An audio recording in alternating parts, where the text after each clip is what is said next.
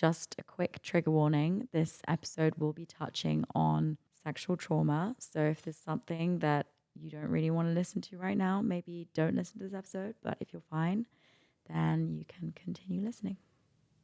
Hello and welcome to the King of Hearts podcast, hosted by me, Chiara King. And today we have a very special guest. We have author and podcast host for our own podcast. Yeah. Marina Lazaris is here with us today, and we're going to be talking all about love, sex, relationships, talking to men. Yeah, I mean, the book I wrote was for men. I do Men coach. need love too. This is the book, if you want to check it out.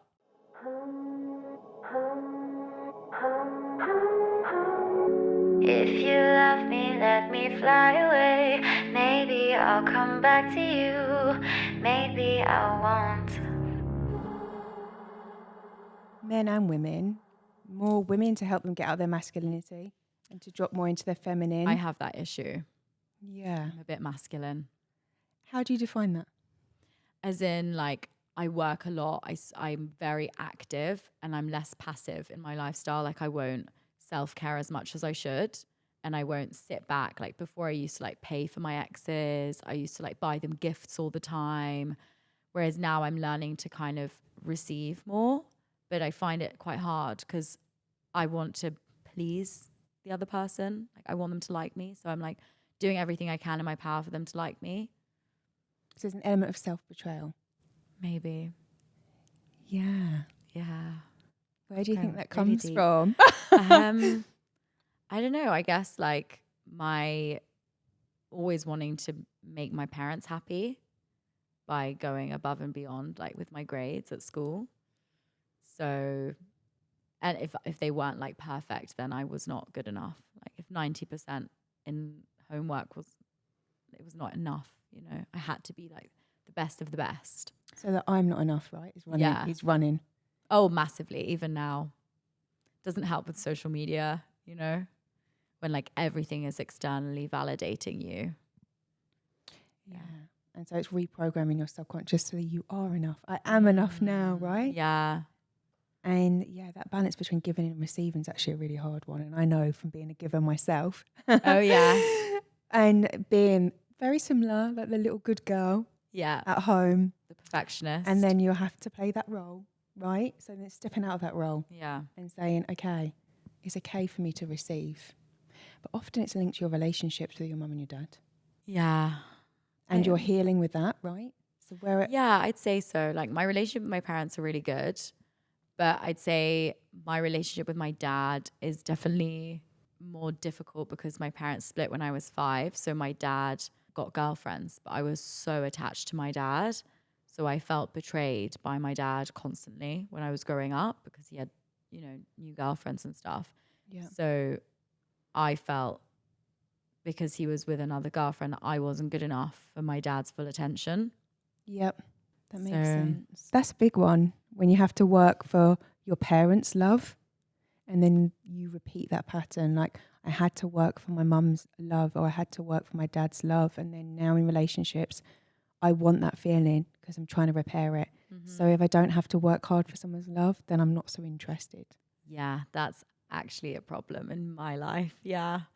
Wanting the bad boy instead of the good guy.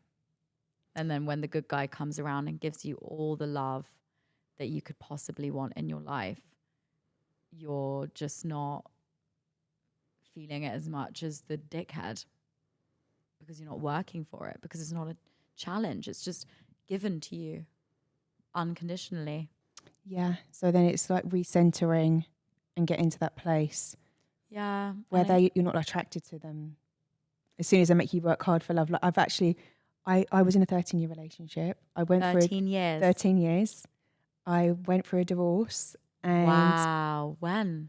So my divorce was 2 years ago. And wow. Yeah, I mean, I've done so much. I spent hundreds of thousands on my own personal healing. I've done everything. Wow. And I wanted to come to a place where I wasn't attached. So if someone stays or if someone goes, or I wasn't attached to even wanting a relationship. I wanted to come to that place. I'm at that place. And that's freedom. Yeah, it's happiness. it's freedom, because it's like, okay, someone comes in, they might not stay. That's okay. I'm all good. Yeah. And I don't want to work for someone that's not, a vibrational match. Like energetically, if they don't stay, we're just not a vibrational match. Mm-hmm. That's okay. Yeah. Perhaps I'm being a bit avoidant. Perhaps I need to do some more healing. That's okay. Yeah. And when we see relationships as a gift, and whoever comes into our life as a gift, rather than something to be like, oh, that person's this, or that Or person's afraid. that. Yeah. Yeah. Or Afraid projecting. yeah. Something. Self-sabotaging as well. So all these things, and then going, actually, somehow I'm learning about myself through these interactions. 100%. I do also feel like some relationships come into your life to actually heal you.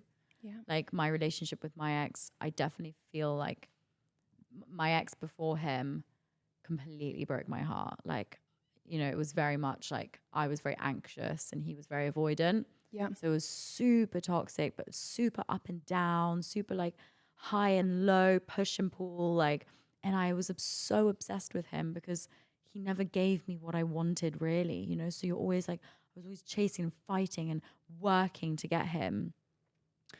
And then it just crashed into flames and I was like, oh my God. And I thought that was love. But now thinking about it, I think it was just like obsession, obsession with someone. I don't think it really was love.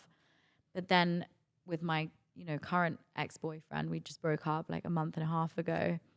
And it was never up and down. He was never emotionally unavailable. He was always emotionally available to me from the beginning. And I think someone just throwing their love at you, and it was a lot. Like he gave me like so much love, but almost like too much, that I was almost like swallowed by his love, because I don't think I was ready to receive something like that. It's very interesting, Cara, because as you say this, I'm like, you've gone from one extreme to the next. Completely. So you've gone from one extreme to the next. Now, of course, probably you need the happy balance. And what loads of people do in relationships is they like almost go Pendulum swing. Yeah, just complete. And then they make themselves wrong. Like you're making yourself wrong here. And you're talking yourself into why you should feel something for this guy, and you're wrong and you're this and you're not. Well, intuitively, something doesn't feel right for you. And that's okay. You're on this journey. You're figuring out that you want a bit of balance, it sounds like. You want someone that's very assertive and strong in their masculinity, and you want someone that's emotionally intelligent. So you want a bit of both. And that's normal. And it's not wrong. And you're not making yourself wrong at all. It's just sometimes we need to date extremes to then go, okay, I want to somehow find the balance within me. Yeah. To then find someone that mirrors that. Yeah, I definitely think it all starts with the relationship with yourself. I found when I was really insecure and I was like desperate for love, I was so desperate.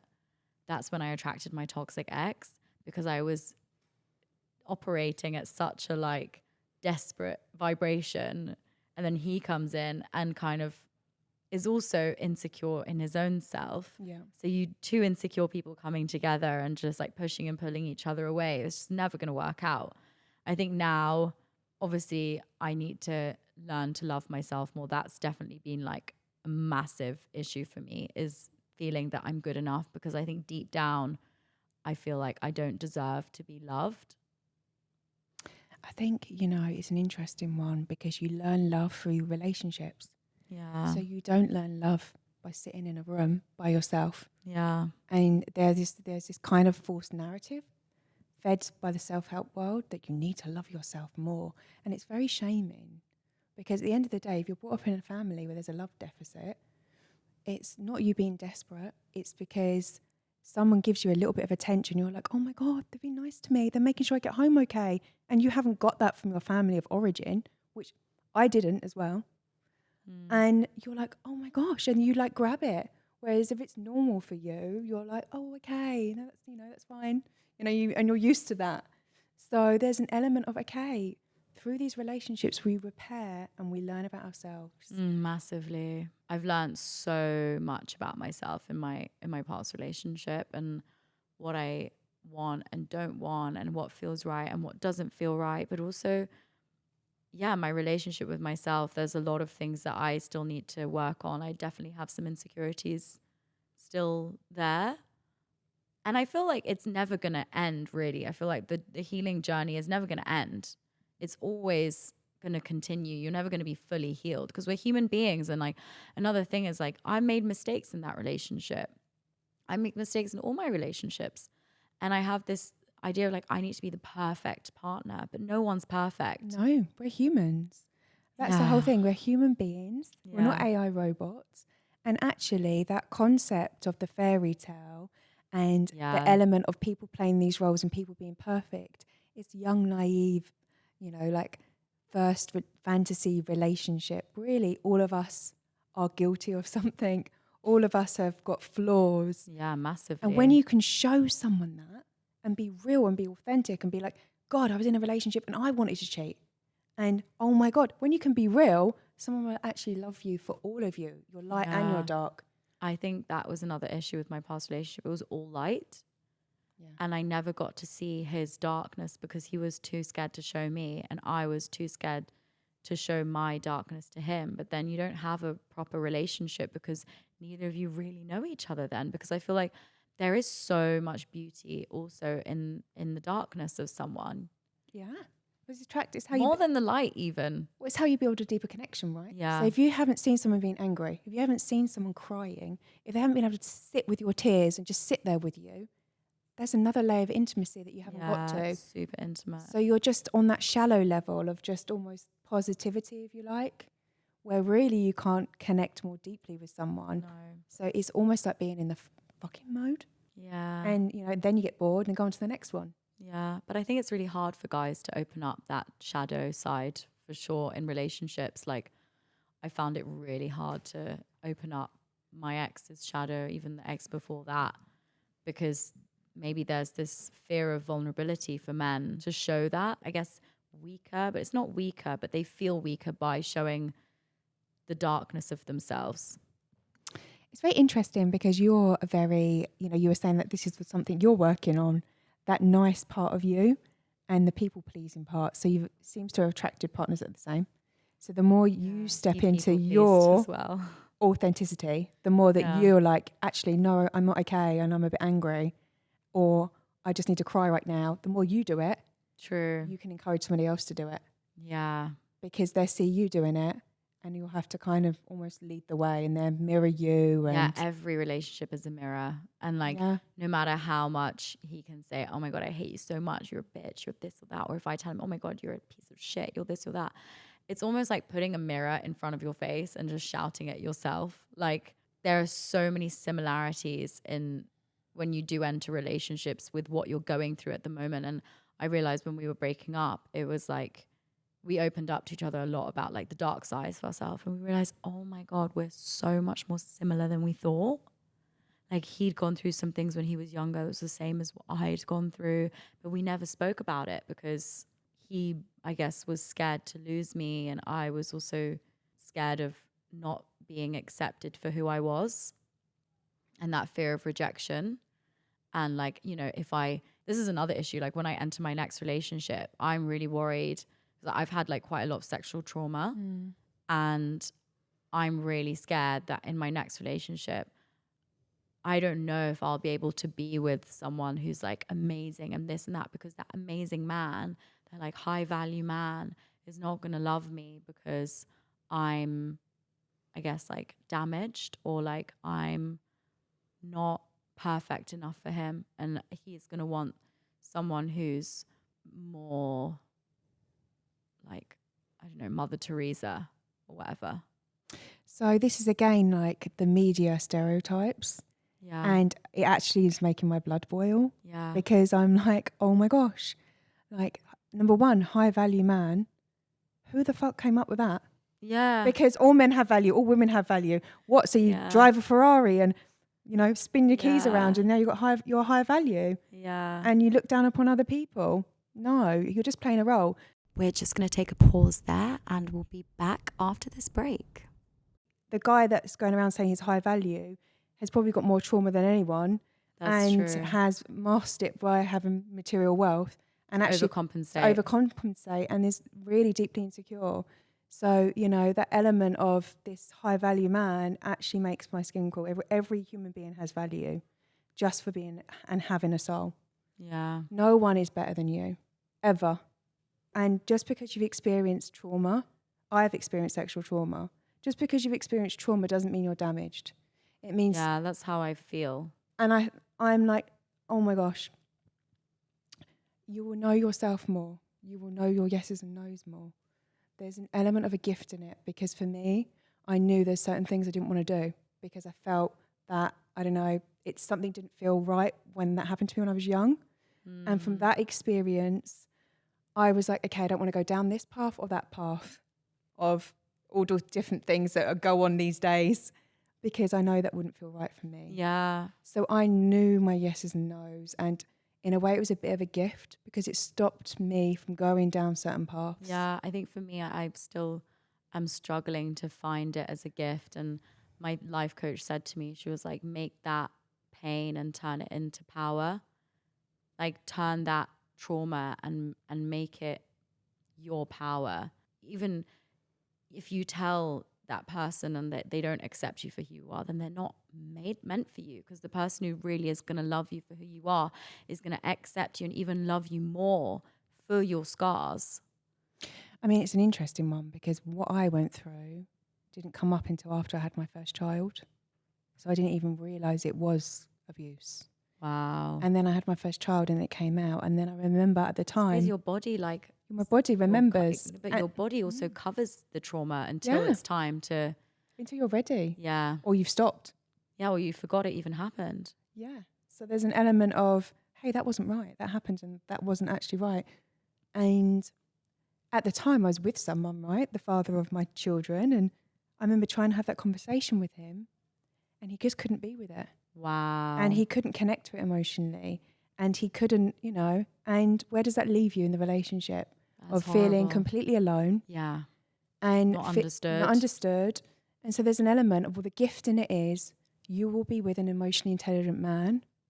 Yeah. That is more emotionally intelligent and aware. And if he's judging you for an experience you've gone through, well then what a superficial, shallow individual that you don't want to be around. So in a way, it's almost like the biggest gift, because if you can have these open and honest conversations, if you can talk about sex openly, and this is why I'm so passionate about talking about it in my book, talking about it with everything. Yeah. And even on the first date, look, how do you make love? What do you like? Because you see who the person is. So if you're going to be with someone that's very disconnected and you say, how do you make love? They just say, what do you like, babe? Whatever you like, darling. Yeah. Because I've never had a guy ask me what I like. Like, maybe once. Well, this is a good thing to turn around and say, because then it's almost knowing your boundaries straight away, seeing, can they have this conversation? Yeah. Do they know themselves? Because if they don't really know what their yeses and nos are and they're just doing anything, that's okay. But are they then betraying themselves, or who are you with? Like, I'd rather have someone say to me, I'm into this. I want to be in a non-monogamous relationship. And I have had men say this to me. And I'm like, okay, great. At least they're honest. I don't have to deal with this. It's not what I want. Yeah. Bye. Yeah. So they're not playing roles. So I'm getting in on it straight away. Mm-hmm. And I'm seeing, can someone hold this conversation? I remember when I met my partner back when I was 24, he couldn't talk about these things. We couldn't talk about sex. Yeah, wow. I couldn't say someone was good looking on TV. So how does that manifest in the relationship?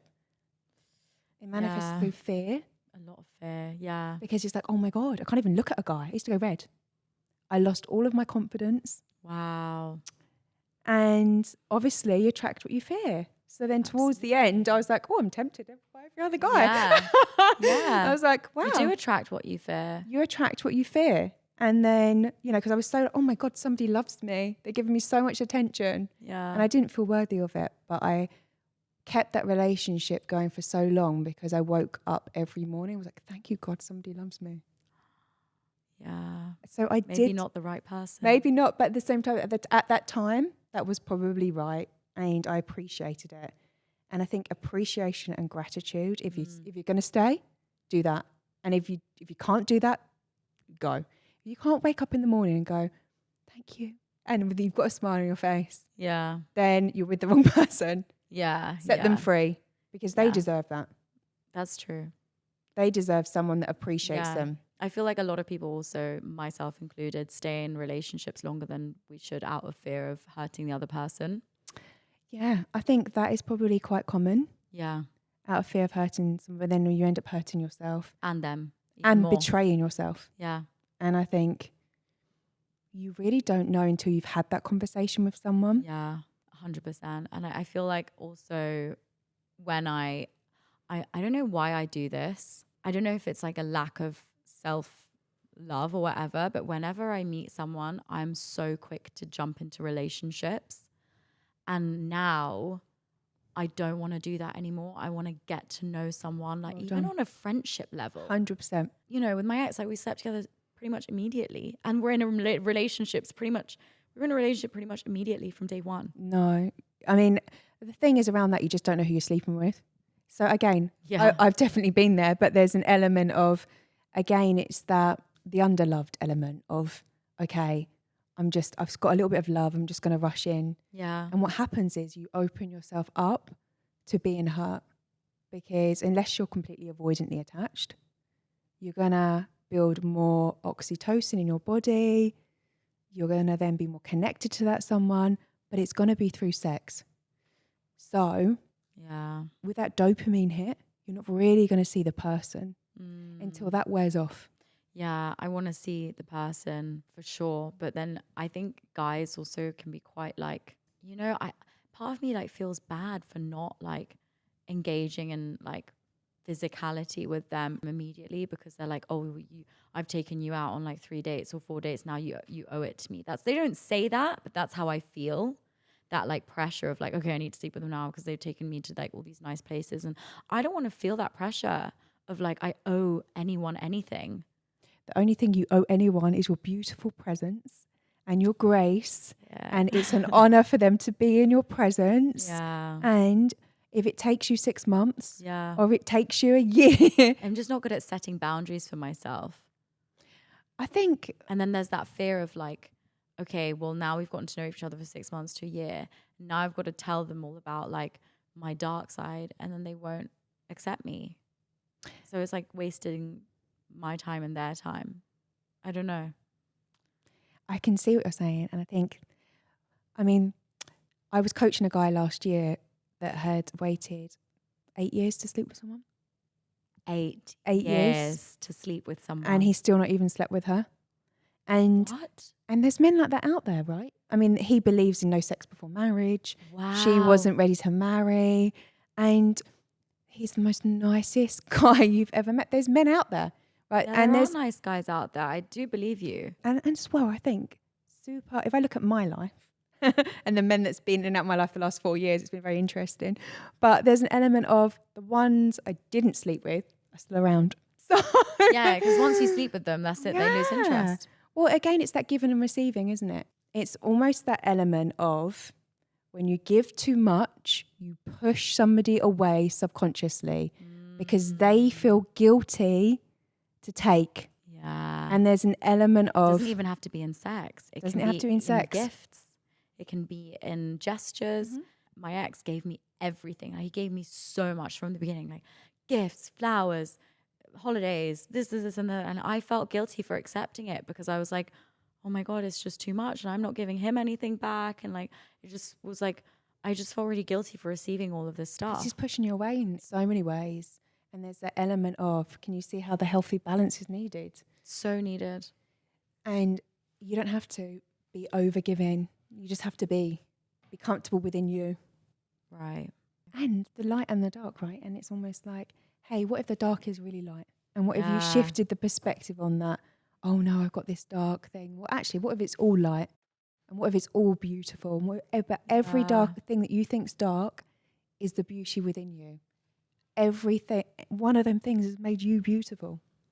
Yeah, it's hard. It's so hard to believe that, because I think with society painting this picture, especially for women, to be this perfect person, and you're not going to be loved by anyone of value, okay, in quote marks, because that's how we were conditioned as women. Yeah, and where does that end up? So In fear. it ends up as I've been there. And self-sabotage. Yeah, fear and self-sabotage, but getting married, staying at home, being the good housewife, being lonely, and then what? Playing that role and being like, oh, how did I end up here? Oh yes, I was playing the good girl role. Yeah. How did that serve me?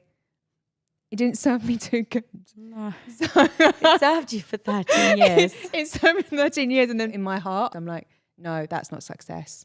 People will sell you.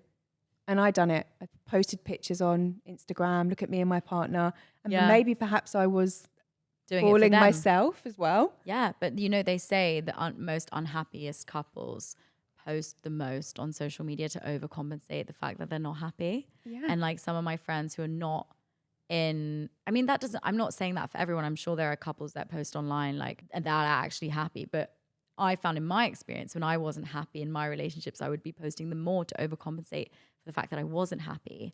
And I have friends who are in the happiest relationships ever. They barely post their partners, like barely. Yeah. So they don't have anything to prove. And as well, all relationships are going to have ups and downs. Yeah, 100%. And I would prefer, my next relationship to be private, the pictures at home, and to cherish that. Yeah. And I've had other motivational speakers be like, Marina, we can be a power couple. We can sell the perfect relationship. I'm like, no, we can't. Yeah. Like, I'm never doing that. I'm never selling to society, but being single or being by yourself isn't success, because it is success. Yeah. You don't have to be in a relationship to be successful. Yeah. You can actually feel worse in a relationship that's not for you. And then you just end up losing yourself in the relationship. Yeah. If you've lost yourself and parts of you are not accepted, and you've had to switch off who you are, what you love doing, You're not living. You're not living. You're dying. And I've been there. Yeah, I've been there too. And it's horrible. And it's like, and you're like, just oh to my stay, gosh. just to stay. But to stay for what? For what like sacrifice do you need to make to stay in that relationship? I mean, because it's done so subtly, you don't even realise it. And then having kids and all the rest of it, and you're taking on the mother role. And yeah, I mean, I don't have kids, so it's like I don't know what that feels like to be also married and have kids and wanting to leave a relationship. It's like a lot. It's definitely a lot. Yeah. So that's why it's like 100% knowing that like all parts of you are loved and accepted, and that it's amazing that you're doing this right now and that you know who you are. I'm getting to know who I am. Yeah. But I think every relationship I feel brings me closer to the person I want to be. Like, with my ex, like he didn't drink, for example. And dating him has made me realize how bad alcohol is for you. Yep. And like, don't get me wrong, like I still drink. I mean, I haven't drunk in the last week and I'm like, I'm going to stop drinking. But like, I don't know. I just find that the times that I've wanted to drink is the times that I've wanted to escape. Yeah. And same with sugar, chocolate, sweets. It's an emotional thing. You eat because you're emotional. You drink because there's something you want to fill, like a void. Yeah. So he's super healthy with his mindset. He doesn't drink. He doesn't eat sugar. He doesn't eat anything. And he's like super spiritual. So in a way, he's taught me like how, in a way, to love myself more. And even if we're not together. Yeah. And yeah, there's something big around that. Being consciously aware, like when I drink, I disconnect. There's something inside of me that feels empty. Yeah. And I don't know. I think everyone's probably got something of that. Oh, for sure. Like whether or not they're shopping. Again, we're not perfect. No. Like we're human beings. Like we're going to fuck up and we're going to make mistakes and we're going to, do things that are awful, because human beings also do awful things. That doesn't mean they're awful people. No. Just we do shitty things sometimes because the universe has made us do these things in order to learn from them. Like I've made mistakes in the past. So many. Heal, right? Heal our childhood. Sometimes we recreate the drama from our childhood until we heal it. Yeah. Right? And then maybe we're just acting out a role we needed to act out. There's no shame in that. And so loving and accepting all parts of ourselves makes us love and accept all parts of someone else. Yeah. And I think if you don't love it and then accept yourself, you can't love and accept someone else. And I think that's something that I've really struggled with. I haven't had a relationship that's lasted over 1.5 years because I've always felt that they weren't good enough and I can have better and the grass is always greener on the other side. But it's bullshit. Yeah. But that's because I was not, enough in myself. And I felt like I could be better. And it's, again, the perfectionist thing. Like, Yep. Perfectionist inner critic. yeah, I'm my biggest critic. Yep. And then you're making everyone else the same. Yeah. And I don't want to have to look at the person that I'm with and be like, oh, I could get better than him, because, like, you know, I could be better in myself. Everything is a mirror, like everything, every relationship that you have is a mirror of what you're going through at the moment. And like, I want to get to a place in my life right now doing the healing work, and also, you know, dating at the same time too. Like, I'm not going to be a monk. Do you know what I mean? Well, you learn through relationships. Yeah. Right? So there's an element of, okay, if you sat in a room, like I said, and I say this in my book, if you sat in a room by yourself, you're not really going to learn. Yeah. We learn Trial and through error. different mirrors, Yeah. different people, different experiences. And, you know, once you might get to a place where you're like, actually, something makes me feel a bit more settled. I'm not looking. Maybe you haven't got to that energetic match. Yeah. Maybe it's not you that's totally wrong. And I think, again, it's self-sabotaging when we're constantly putting ourselves down and saying, oh, I need to change this about me. And no, actually, it's all perfect. We actually heal. I'm such a critic in that. And I'm like, I need to do this. I need to do Yeah. that. I need to eat like no sugar. I need to go to the gym and this, and then I'll be healed. And you look amazing and you're so beautiful and you're so stunning. So it's just like inside and out, and you're showing up here and you're being authentic and you're being real.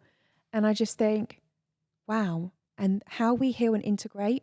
And my method is loving the fuck out of everything. Yeah. And we go, I love that about myself. And I love that experience.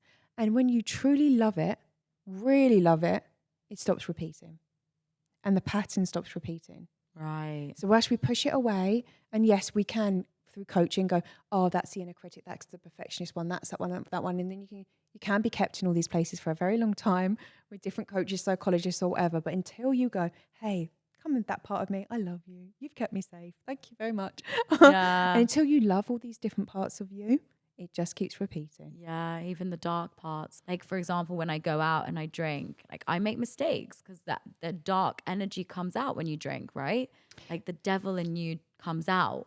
I mean, it's interesting because, again, it's the element of, yeah, if you go out and get drunk to a point where you don't remember, or you're not really yourself, or you don't trust yourself, or you're going to end up doing something silly, then it's self-caring, looking after yourself to say, I'll just have one glass of champagne. Yeah. Right? I want to feel into my body. I want to be connected to it. But then I will have one and I'll want like a million. Yes. So it's like going, okay, it's like one extreme. And I'd rather just not have one. Yeah. Then don't. Yeah. They're like, you know that, right? If you know that you're going to get yourself into a situation after you've had a drink, it's not favourable. Yeah. Because actually, you're actually vulnerable. Mm-hmm. And if somebody's going to take advantage of you in a vulnerable state, then actually they're the devil. Yeah. Now that's not you. And maybe that's an experience you've had.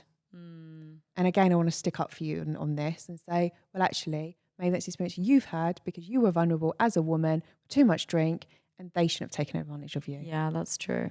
And you keep recreating that perhaps out of shame of an experience. And it's not you. And from a protective, you know, like, okay, it's okay.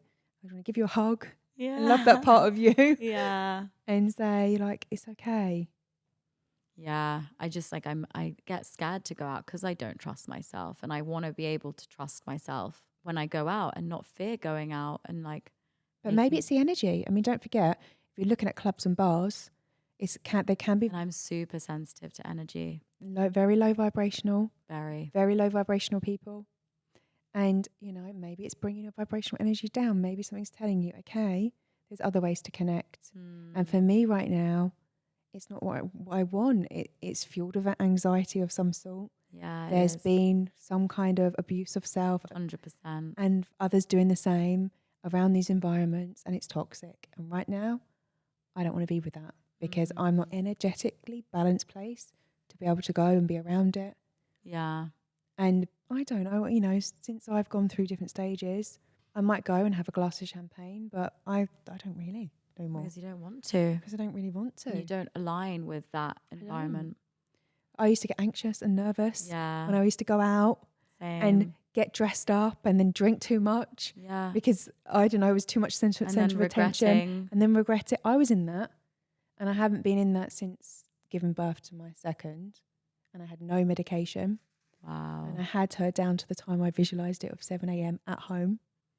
And it changed my life. I never got drunk again after that. Wow. Yeah, I don't ever want to drink when I'm a mum. Maybe like 1 or 2, but Yeah. I don't want to see my kids seeing me drunk, Yeah, I suppose it's that motherly instinct of wanting to be able to look after and protect. And also be a role model. Yeah, and then not needing it because I didn't have the drugs. So I felt all my pain. So I felt the baby come out of me. I felt my own baby's head. Wow. And that was very healing. It was extremely cathartic from a sexual trauma place because birth can be done to you. People were, check me and, people can feel like birth's been done to them rather than actually, this is my body. I'm going to feel my own baby's head. I'm going to touch myself. Thank you very much. Yeah. Because this is my body. To your own baby. So yeah, I was at home. I had a home birth. I visualized with a nurse, right? Yeah, but then the midwife comes to your house, and I was in a pool. But it was very much a natural element, and it was. I want to do a water birth, and it was led that way, and it was one of the most empowering, reclaiming spiritual experiences. But I was in my body. Wow, I wasn't out of my body.